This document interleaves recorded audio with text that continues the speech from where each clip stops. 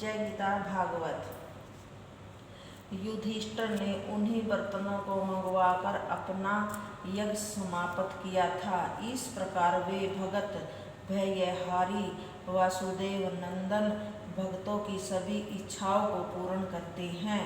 इतनी कथा सुनकर शौनकादि ऋषियों ने पूछा, हे सूत जी, राजा परीक्षित ने कलयुग को किस लिए दंड दिया, वह कथा हमें सुनाने की कृपा करें। सूत जी बोले, हे ऋषियों, जब राजा परीक्षित सातों द्वीपों के राजाओं को जीत कर अपने अधीन कर चुके, तब उन्होंने अपने मन में यह विचार किया कि महाराज युधिष्ठिर के राज्यकाल तक तो द्वापर युग था, परंतु अब कलयुग आया है, अतः हम अपने राज्य में कलयुग को नहीं रहने देंगे।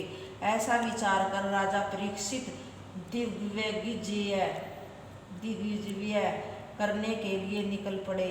वे जिस किसी देश में पहुँचते थे, वहीं के मनुष्य से धर्म चर्चा करते थे तथा परब्रह्मा के गुणवादों का वर्णन करते हुए पाते थे, क्योंकि उस समय तक वहां कलयुग ने प्रवेश नहीं किया था। उन लोगों को देखकर राजा परीक्षित अपने प्रजाजनों से इस प्रकार कहते जाते थे कि आप लोग इसी प्रकार अपने धर्म कर्म पर स्थिर रहिएगा। जिस देश में भी राजा परीक्षित की सेना पहुंचती थी, उसी देश के राजा महाराजा परीक्षित का तेज एवं प्रताप देखकर उनसे आदर के साथ मिलते, भेंट देते तथा बहुत प्रकार से प्रार्थना करते हुए इस प्रकार कहते थे कि हे पृथ्वीपति, हम लोग तो महाराज युधिष्ठिर एवं महामना अर्जुन के समय से ही आपके अधीन चले आ रहे हैं। महाराजा परीक्षित यह शब्द सुनकर उन राजाओं को अत्यंत सम्मान करते थे। जो लोग उनके पूर्वजों तथा पितामहों का यश गान करते थे, उन्हें वे धन आदि देकर प्रेम से विदा करते थे। इसी प्रकार दिग्विजय करते हुए राजा परीक्षित कुरुक्षेत्र में जा पहुँचे। वहाँ पहुँचकर उन्होंने एक नदी के किनारे पर यह दृश्य देखा कि एक वृक्ष के नीचे एक बैल खड़ा हुआ था। उसके 3 पाँव टूटे हुए थे तथा वह केवल एक ही पाँव का सहारा लिए हुए है। उसके पीछे एक रोती कांपती हुई दुबली पतली गाय खड़ी थी। उस समय वे गाय तथा बैल परस्पर कुछ वार्तालाप कर रहे थे।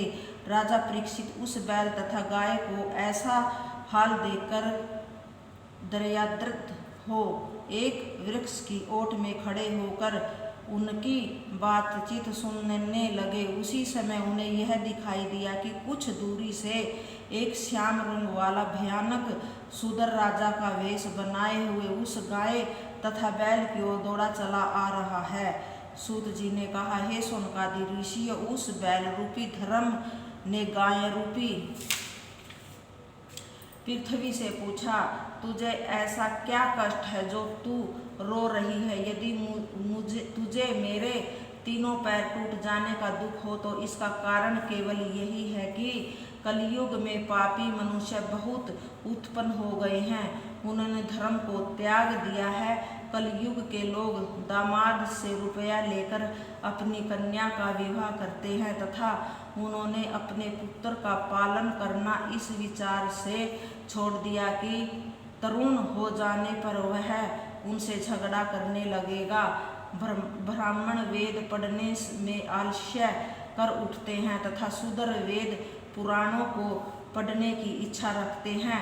क्षत्रियों ने भी प्रजा की रक्षा करना छोड़ दिया है। राजाओं ने प्रजा से दोनों फसलों का लगान लेना आरंभ कर दिया है।